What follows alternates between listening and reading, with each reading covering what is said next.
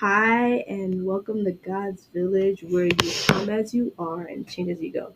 For we're learning more about Jesus and aim to be more like Him. I'm your host Kayla, and today we'll be going to learn or finding ways to love ourselves because I see too many insecurities. Not to say I'm going to be the problem solver, but to remind you that God created you. You know what I'm saying? Like we can't neglect ourselves anymore. We are worthy of love. We are able to love, and in that we have to remember what God has done. Like, how can you help others if you don't help yourself? How can you love others if you don't love yourself? And I think there's a lot to love within you, even if within me. So I'm like trying to find other words right now, but I'm not finding. It's the fact that it's hard to say and be like, I don't like me. Like I've been through it. I've been insecure too, but it's hard after you acknowledge and understand how God sees you and how much work He put into you to be like, oh, I have no purpose, or oh, no one likes me, or no one cares for me, or I'm not here with any love, blase, blase. And it's like, wait, we serve a God that loves all of us at the same time, provides for all of us, cares for us, and does all that nonsense. And I'm the type of person that like I like physical, like a person type of love. Like I see you, you see me, we say hi, we say bye, all that type of thing. And sometimes I'm not gonna lie, I would like struggle with the idea that God loved me at the first end.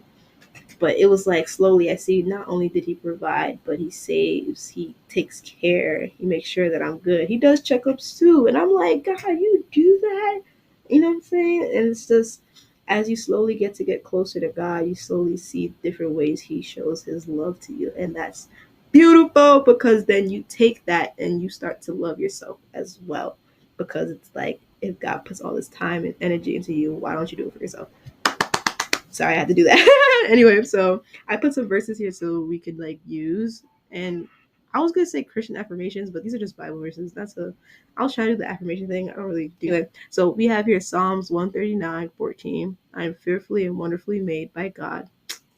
Personally, I like to say I'm awesome because my God is awesome.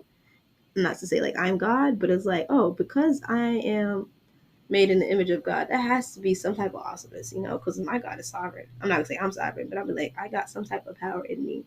I got some type of beauty in me. I got some type of strength in me because my God has all these things, and I'm able to get that from Him if asked, if needed. I have another verse here from Proverbs 3:5-6. I trust in the Lord with all my heart and understanding because we cannot lead on our own understanding, right, guys?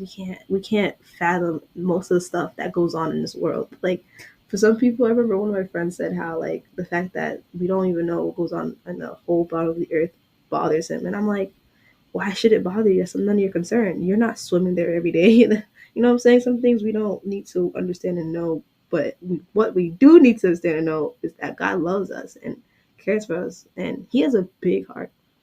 So if we're able to live there, of course nothing's gonna harm us, creep us, and like I don't know, explain it. Like we live in God's heart daily, bro. That joke blows my mind. Anyway, next I have John 16:33. I have peace. So sometimes I don't act like I have peace, and I don't receive the peace that God gives. But it's not something that is give and take. It's what you do and what you have in your surroundings and what you allow to react to. Because as we have peace, like the same thing with joy I said earlier, we have joy. It could be low, but we have it. We have peace. It could be disrupted, but we have peace. And it's up to us to keep. What's my pastor used this verse? Oh, I gotta do better. And it was like, be still. I'm gonna put it in the caption later. But it was like, be still. Or I'm gonna do better verses. I know I keep saying that, but it's coming. It's coming. So I have Philippians. I believe that's Philippians, right? I can do all things through Christ who strengthens me. Philippians 4:16. Actually, let's see. I was correct. Philippians 4:13, right? And then here, I feel like we get confused with the having a purpose and finding the purpose. For we all have a purpose, but what stresses us out is finding what it is. Because then we start saying, "Oh, I don't have a purpose. I was made here by accident. I don't know why I'm here." Blah blah blah. And it's like finding the purpose and having purpose. And Isaiah 14:24, it says, I have a purpose. We have to get through that thick wall and understand that we're not just here for fun. We're not just here for a random time. YOLO, YOLO. We're not here. Why did I say that? We're not here for like a quick second. You know what I'm saying? We have a purpose and we have work to do. And it's up to us to find it and look for it. So each day, remind yourself you have purpose. Remind yourself that you're awesome. Remind yourself you have peace. And I have here Hebrews 4:16. God provides all my needs. Most of the times we forgetting like, oh snap, I got bills to pay. I got things to do. And people are like, God's not gonna pay my bills. I'm like, yeah, he can. It's not gonna be direct or the way that you want it, but it's gonna get paid. He's gonna provide. And God's timing, I'm sorry. Sorry, not sorry. God's timing be A1. I don't care what anybody has to say. And it's like, I'll ask for something or I'll need something before I even pray and ask about it, right? He's like making me like training me to do better, training me to do these things. And I'm like, when it comes, I'm like, oh, I'm more grateful to it because I'm mature. I'm able to take care of it and do all those things. That's not possible, and that's not possible. That doesn't happen every time, but it's like when it does, I appreciate it more. And when it's not given to me at a certain time, I understand and I don't force it. You know what I'm saying? Because maybe when it's given to me, I'm not gonna be able to take care of it. I'm not gonna do a great job having it. You know what I'm saying?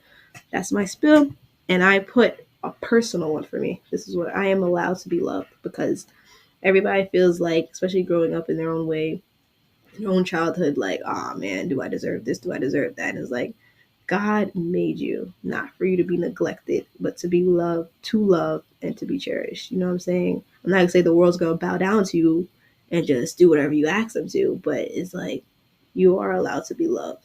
For this is the family. It's a family thing. Oh, I don't understand. Like it's hard. Like I felt all these things here, like unloved. I felt annoyed. I felt annoyed, obviously. I felt neglected and it's all these things and insecure. But it's like once you see how God sees you, bro, it's a whole other way. It's a whole other way. It's a whole different sight. So thank you for listening. We're gonna have our next episode, which is the complete opposite of what love is. At least some specs. Yeah. Stay safe. Love you guys. Bye.